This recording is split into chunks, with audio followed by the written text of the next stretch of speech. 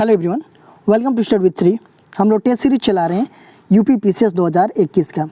देखिए test number आपका कौन सा है, 101 है। 100 टेस्ट ऑलरेडी कंप्लीट हो चुका है। प्ले लिस्ट बना रखी है, आप लोग जाकर के वहाँ पे देख सकते हैं। देखिए अगर आप यूपी जेएसी की तैयारी कर रहे हैं, आरओ एआरओ की कर रहे हैं, यूपी एसआई की कर रहे हैं, लेखपाल की कर रहे हैं, एनटीपीसी आरआरबी ग्रुप डी की कर रहे हैं या फिर एसएससी की कर रहे हैं, तो आप लोगों के लिए टेस्ट काफ़ी फ़ायदेमंद है। तो स्टार्ट करते हैं। फर्स्ट क्वेश्चन है, भारत का सर्वाधिक आबादी वाला द्वीप कौन है? माजुली, अंडमान, लक्षद्वीप, सल्सेट। तो भारत का सर्वाधिक आबादी वाला द्वीप पूछ रहा है, कौन सा है? तो वो है आपका सल्सेट। ये फोर्थ ऑप्शन आपका सही है। ये आपका भारत का सर्वाधिक आबादी वाला द्वीप है। और इस द्वीप पे कौन सा शहर बसा है? तो ये मुंबई शहर जो है कि इस द्वीप पे बसा हुआ है। देखिए माजुली की बात करें तो ये आपका कहाँ पे है? तो ये जोरहट ज़िला में है, उसके उत्तरी भाग में स्थित है। ये असम में पड़ता है। अंडमान और लक्षद्वीप के बारे में आप लोगों को पता ही होगा। नेक्स्ट क्वेश्चन देखते हैं। निम्नलिखित राज्यों में कौन सा राज्य बांग्लादेश से अपनी सीमा नहीं बनाता है? असम, नागालैंड, मेघालय, मिजोरम। तो बांग्लादेश से अपनी सीमा नहीं बनाता है, कौन सा स्टेट है वो? इसको देखिए मैप में हम लोग देखते हैं। देखिए आपका ये है बांग्लादेश, ठीक है। देखिए इससे कौन कौन सी मतलब सीमा बनाता है, कौन कौन सा स्टेट? तो सबसे पहले देखिए ये यहाँ पे मिजोरम बनाता है, ठीक है। उसके बाद से आपका त्रिपुरा बनाता है, उसके बाद से असम बनाता है, फिर से आपका मेघालय बनाता है और आपका वेस्ट बंगाल इधर से बनाता है, ठीक है। तो टोटल कितने 5 जो है कि राज्य इसको टच करते हैं। अगर वो पूछा जाए उसने पूछा है आपका कौन सा, नागालैंड पूछा है, तो नागालैंड जो कि यहाँ पे ये है, ये इसके सीमा नहीं बनाता है। देखिए त्रिपुरा इसमें ये है आपका 3 तरह से घिरा हुआ है बांग्लादेश से, ठीक है।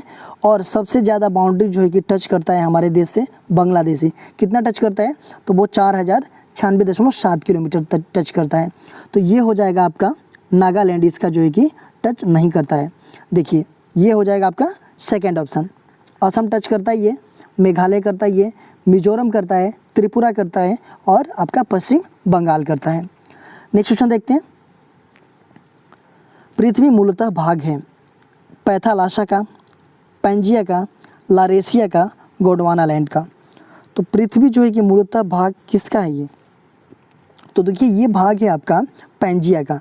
ये सेकेंड ऑप्शन आपका सही है। देखिए इसको थोड़ा सा अच्छे से हम समझ लेते हैं। कार्बोनिफेरस युग में हमारी जो पृथ्वी थी, एक जो है कि विशाल भूखंड थी, ठीक है, जिसे पैंजिया कहा जाता था। इसी को जो है कि पैंजिया कहा जाता था, ठीक है। और इसके चारों ओर जो है कि आपके क्या थे? महासागर थे, ठीक है। महासागर का विस्तार था। तो इसको हम क्या बोलते थे? इसको हम बोलते थे पैथालाशा, ठीक है। जो महासागर था उसको पैथालाशा बोलते थे और जो एक विशाल भूखंड थी उसको हम पैंजिया बोलते थे, ठीक है। जिसको ये जो है कि अंतिम त्रियासिक युग में जो ये पैंजिया था, ये क्या हुआ कि इसका विभाजन प्रारंभ हो गया, ठीक है। जब इसका विभाजन हुआ तो ये 2 भागों में बट गया। देखिए अगर ये 2 भागों में बट जाता है, ठीक है, 2 भागों में ये बट गया, ठीक है। तो ये जो उत्तरी भाग की ओर जो प्रवाहित हुआ, उत्तर की ओर प्रवाहित हुआ जो, उसको हम कहते हैं उत्तरी भाग, मतलब लारेसिया या अंगारा लैंड, ठीक है, उत्तरी भाग को।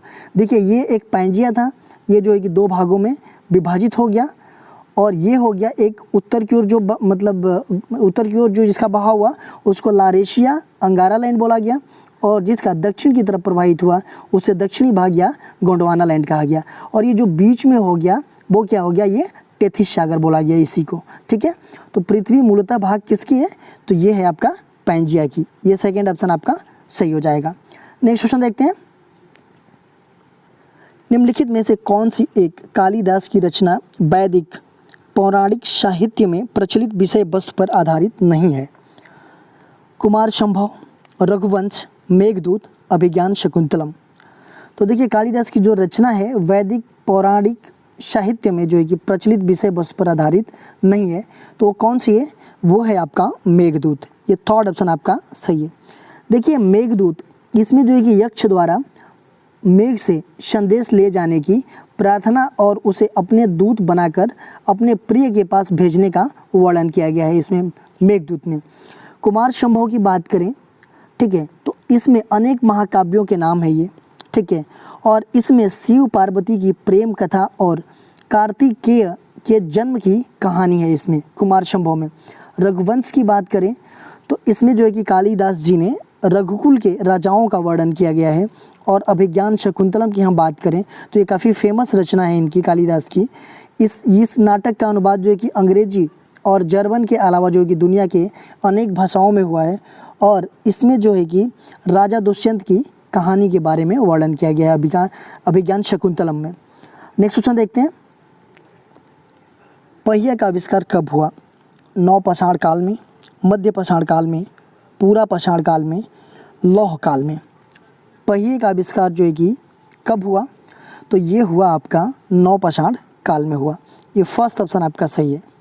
देखिए, पहिए का आविष्कार तो उत्तर नवपाषाण काल में मतलब संभव हुआ, लेकिन इसका जो उच्चीकृत विकास देखा जाए तो कांस्य युग में हो सका, ठीक है। उस समय पहिया जो है कि मिश्रित धातुओं का बनाया जाने लगा, ये कांस्य युग की बात की जा रही है। लेकिन जो नवपाषाण काल में जो पहिया बनाई जा रही थी वो जो है कि पकी हुई मिट्टी का और पत्थर को काट करके वो पहिया बनाया जा रहा था नवपाषाण काल में स्टार्टिंग में। नेक्स्ट क्वेश्चन देखते हैं, सैंधव सभ्यता में हड़प्पा काल की दो महत्वपूर्ण फसलें कौन सी थी? गेहूँ और जौ, कपास और गन्ना, गेहूँ और चावल, मटर और सरसों। देखिए, सैंधव सभ्यता की में जो है कि हड़प्पा काल की दो प्रमुख फसलें कौन सी थी? तो वो थी गेहूं और जौ। ये फर्स्ट ऑप्शन आपका सही है। देखिए, अगर हड़प्पा काल में जो है ना 9 प्रकार की फसलों की पहचान की गई है हड़प्पा काल में। चावल ये जो है कि गुजरात और राजस्थान में, गेहूं जो है कि 3 किस्म के मिले हैं, जौ 2 किस्म के मिले हैं, खजूर मिला है, तरबूज, मटर, राई, तिल, ये जो है कि ये हड़प्पा काल में ये इसकी पहचान की गई। लेकिन सैंधव सभ्यता में जो है कि मुख्यतः गेहूं और जौ की ही महत्वपूर्ण फसलें थी। नेक्स्ट क्वेश्चन देखते हैं, लोसांग उत्सव का संबंध किस राज्य से है? सिक्किम से, नागालैंड से, केरल से, अरुणाचल प्रदेश से। लोसांग उत्सव ये कहाँ से संबंधित है, किस राज्य से? तो ये आपका सिक्किम राज्य से संबंधित है, सिक्किम में मनाया जाता है। देखिए, इसमें क्या होता है कि चीफूत एक प्रकार का जो है ना शराब है, वहाँ पे स्थानीय स्तर पे काफ़ी प्रसिद्ध है सिक्किम में चीफूत, ठीक है। और ये शराब जो है कि पुजारियों द्वारा जो है कि देवताओं को अर्पित कराने के बाद ये लोसांग उत्सव की शुरुआत की जाती है। इसमें क्या होता है कि एक दानव राजा का पुतला जलाया जाता है जो कि बुराई के विनाश का प्रमुख रूप से प्रतिनिधित्व करता है, ठीक है। इस उत्सव में यही चीज़ें होती है। नेक्स्ट क्वेश्चन देखते हैं, जनजाति एवं निवास स्थान के संबंध में गलत युग में पहचानिए। लेप्चा सिक्किम, भील राजस्थान, संस्थान झारखंड, जैनसारी उत्तराखंड। देखिए, लेप्चा ये जनजाति जो है कि कहाँ पाई जाती है? तो ये सिक्किम में पाई जाती है, बिल्कुल सही है। संस्थान ये जो है कि आपका झारखंड में पाया जाता है, जैनसारी ये उत्तराखंड में पाया जाता है।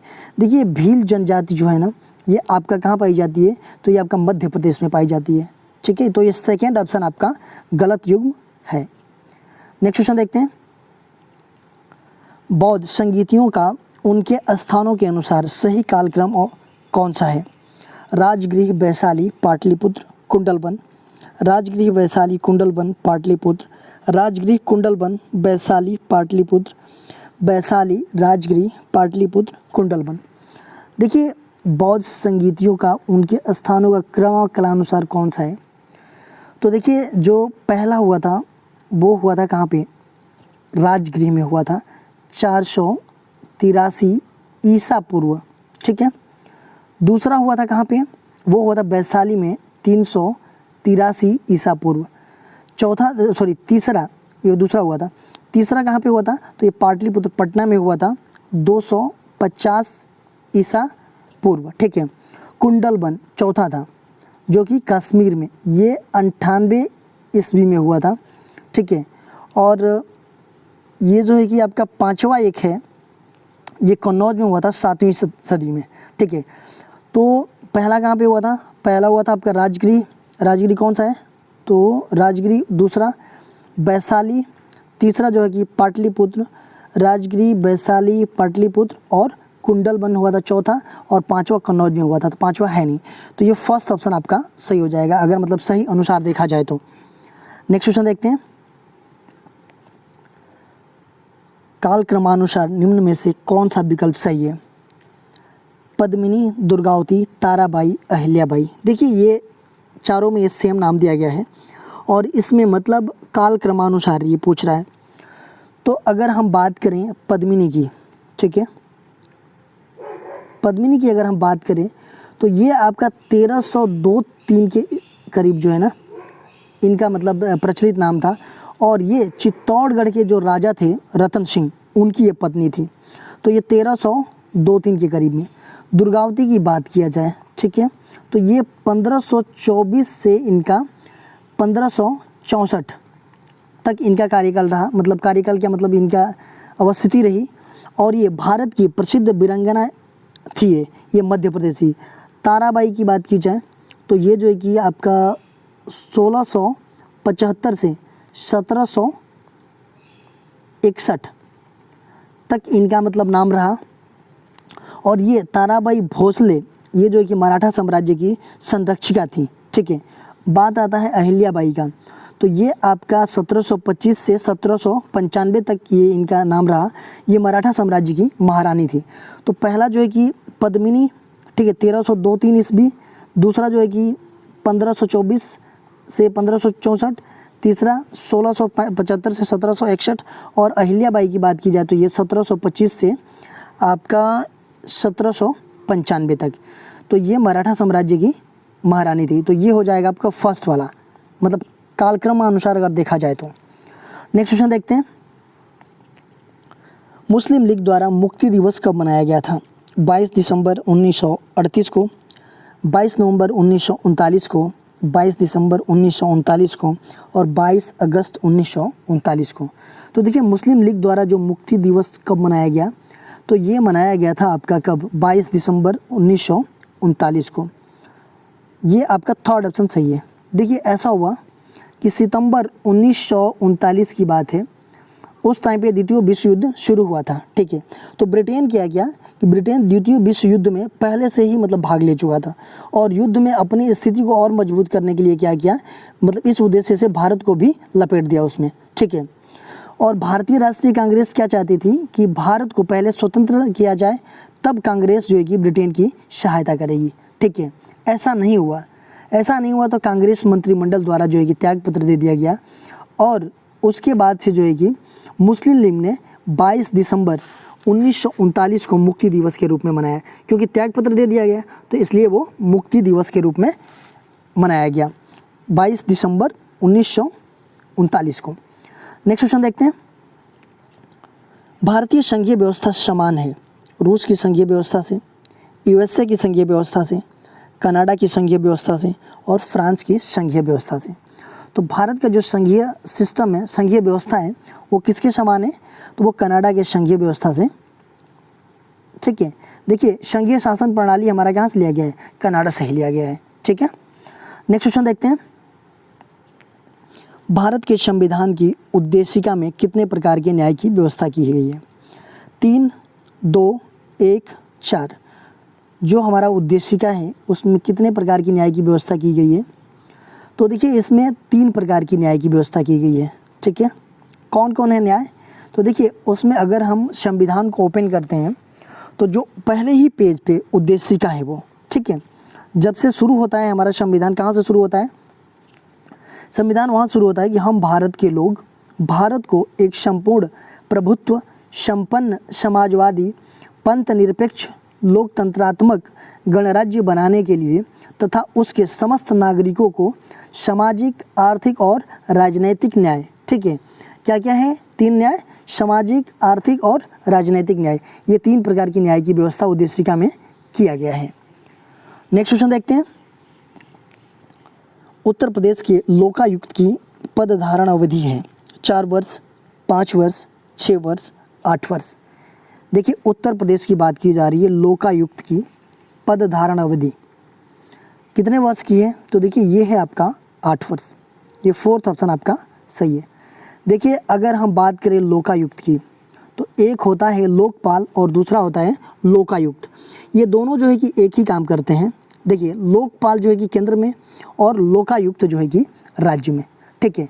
और ये कब बनाया गया है कि मतलब इसकी व्यवस्था किसके तहत की गई है, तो ये लोकपाल तथा लोकायुक्त अधिनियम जो है कि 2013 का है, उसके हिसाब से इसकी व्यवस्था की गई है, ठीक है।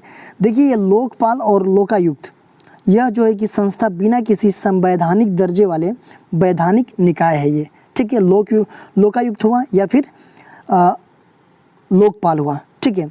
देखिए ये जो है कि ओम्बुड्समैन का कार्य करते हैं और कुछ निश्चित श्रेणी के सरकारी अधिकारियों के विरुद्ध लगे भ्रष्टाचार के आरोप की ये जांच करती है, ठीक है। लोकपाल की बात करें तो ये 5 वर्ष और इसका जो है कि 70 वर्ष होता है इसका कार्यकाल जो भी है। और लोकायुक्त की बात करें, उत्तर प्रदेश की बात की जा रही है, तो ये 8 वर्ष है। देखिए पहले जो है कि ये 6 वर्ष था, लेकिन जो है कि बाद में जो है कि ये 8 वर्ष कर दिया गया, ठीक है। नेक्स्ट क्वेश्चन देखते हैं। भारतीय संविधान के किस संशोधन द्वारा भारत के राष्ट्रपति के चुनाव में केंद्र शासित प्रदेशों मतलब दिल्ली और पुदुचेरी को भाग लेने का अधिकार दिया गया? 17वां संविधान संशोधन, 61वां संविधान संशोधन, 69वां संविधान संशोधन, 71वां संविधान संशोधन। तो देखिए भारतीय संविधान के कौन सा वो संशोधन था जिसमें जो भारत के राष्ट्रपति का जो चुनाव होता है, तो सारे स्टेट का जो विधानसभा होता है वो भी रहता है, लोकसभा और राज्यसभा, ये तीनों रहता है राष्ट्रपति के चुनाव में। लेकिन जो केंद्र शासित प्रदेश हैं उसके जो है कि विधायक जो है कि नहीं रहते हैं। देखिए यहाँ पे क्या है, दिल्ली है और पुदुचेरी है, इन दोनों में विधायक हैं, ठीक है। तो इन जो दोनों में विधायक हैं तो ये जो है कि इसमें पार्टिसिपेट करते हैं जब राष्ट्रपति का चुनाव होता है, तो यही दोनों केंद्र शासित प्रदेश के। तो ये कब किया गया ऐसा, तो ये किया गया आपका 17वां संविधान संशोधन में। ये कब हुआ था, तो ये आपका 1992 में किया गया था, ठीक है। नेक्स्ट क्वेश्चन देखते हैं। भारतीय संविधान में शामिल एकल नागरिकता किस देश के संविधान से प्रेरित है? Canada, England, Japan, Germany. एकल नागरिकता, देखिए भारत में हमारे एकल नागरिकता की व्यवस्था की गई है। ये कहाँ से लिया गया है, तो ये आपका ब्रिटिश संविधान से लिया गया है। इट मीन्स कि इंग्लैंड से लिया गया है आपका, ठीक है। देखिए अगर नागरिकता की बात करें तो संविधान में भाग 2 में और कितने से कितने तक संविधान, तो ये जो है कि आपका 5 से 11 अनुच्छेद जो है कि ये नागरिकता के बारे में बात करता है। भाग 2 का 5 से 11 तक का अनुच्छेद हमारे देश की नागरिकता के बारे में बात करता है संविधान में। नेक्स्ट क्वेश्चन देखते हैं। पर्यटन केंद्र एवं राज्यों का कौन सा युग्म गलत है? ऊटी तमिलनाडु, चिकमंगलुरु कर्नाटक, औली हिमाचल प्रदेश, कलांग हिमाचल प्रदेश। देखिए ऊटी आपका कहाँ पे है, ये पर्यटक केंद्र है, तमिलनाडु में है। चिकमंगलुरु ये आपका कर्नाटक में है। औली की बात करें तो ये हिमाचल प्रदेश में नहीं है, ये कहाँ पे है, तो ये औली आपका उत्तराखंड में है, ठीक है, यूके में, मतलब उत्तराखंड में। कलांग ये भी आपका हिमाचल प्रदेश में है, ठीक है। अगर जो है कि हिमाचल प्रदेश की बात की जाए तो यहाँ पे कौन कौन सा मतलब पर्यटक केंद्र हैं, तो आपका कुल्लू हुआ, मनाली हुआ, कुफरी हुआ, शिमला, ये सब आपके हिमाचल प्रदेश में। लेकिन औली कहाँ पे है, तो ये उत्तराखंड में है। नेक्स्ट क्वेश्चन देखते हैं। राष्ट्रीय उद्यान एवं राज्यों का गलत युग्म बताइए। बांधवगढ़ मध्य प्रदेश में, रोहला तमिलनाडु, बांदीपुर कर्नाटक, गिर जो है कि गुजरात। ये राष्ट्रीय उद्यान का नाम दिया गया है और स्टेट का नाम दिया गया है। तो आपका बांधवगढ़ ये मध्य प्रदेश में है, रोहला तमिलनाडु में है, गिर जो है कि राष्ट्रीय उद्यान ये गुजरात में है, बांदीपुर ये कहाँ पे, कर्नाटक में नहीं है, ये है आपका राष्ट्रीय उद्यान हिमाचल प्रदेश में, ठीक है, एसपी में है। ये थर्ड ऑप्शन। नेक्स्ट क्वेश्चन देखते हैं। ऊष्मा का न्यूनतम संचालक निम्न में से क्या है? सीसा, एल्यूमिनियम, चांदी, सोना। देखिए ऊष्मा का न्यूनतम संचालक पूछ रहा है, निम्न में से क्या है, तो देखिए सोना तो है ही, चांदी भी है, एल्यूमिनियम भी ज़्यादा है ये, ठीक है, बट सीसा जो है कि न्यूनतम संचालक है। ये फर्स्ट ऑप्शन आपका सही हो जाएगा। नेक्स्ट क्वेश्चन देखते हैं। लीलावती रचना निम्न में से किस विषय पर आधारित है? नाट्यकला, व्याकरण, गणित, आयुर्विज्ञान। लीलावती रचना की बात की जा रही है। देखिए ये रचना जो है ना कि भारतीय गणितज्ञ भास्कर द्वितीय द्वारा जो है कि 1150 ईस्वी में जो है कि ये संस्कृत में जो है कि रचित है। गणित और खगोल शास्त्र का एक ये प्राचीन ग्रंथ है। ठीक है, 1150 में किसके द्वारा रचित है ये? तो ये भारतीय गणितज्ञ जो हैं कि भास्कर द्वितीय द्वारा। ठीक है, तो ये क्या है आपका? गणित और खगोल शास्त्र का एक प्राचीन ग्रंथ है। तो इसमें जो है कि गणित हो जाएगा आपका थर्ड ऑप्शन। ठीक है, इस विषय पर आधारित है। देखिए कल क्वेश्चन पूछा गया था आप लोगों से कि उत्तर प्रदेश में परंपरागत भूमि मापन की इकाई है कनाल, मरला, बीघा, धूर। जो उत्तर प्रदेश में जो परंपरागत भूमि जो मापा जाता है तो किस में मापा जाता है? तो बीघा में मापा जाता है। 1 बीघा, 2 बीघा, 3 बीघा ऐसे करके। ठीक है, तो ये हो जाएगा थर्ड ऑप्शन। आज के क्वेश्चन देख लेते हैं हम लोग। ऐहोल प्रशस्ति का रचयिता रवि कृति किस चालुक्य शासक का दरबारी कवि था? पुलकेशिन प्रथम, पुलकेशिन द्वितीय, विक्रमादित्य प्रथम, विक्रमादित्य द्वितीय। ऐहोल प्रशस्ति का रचयिता रवि कृति किस चालुक्य शासक का दरबारी कवि था? ये आंसर आप लोगों को कमेंट बॉक्स में बताना है। इसका आंसर मैं नेक्स्ट वीडियो में दूंगा।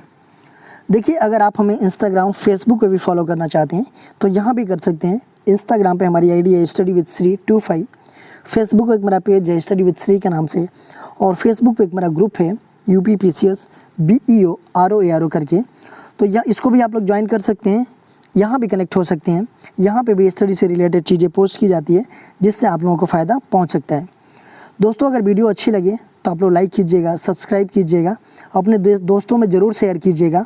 अगर वीडियो अच्छी ना लगे तो आप लोग डिसलाइक कीजिएगा और कमेंट बॉक्स में मुझे बताइएगा कि डिसलाइक क्यों किया। वीडियो देखने के लिए धन्यवाद।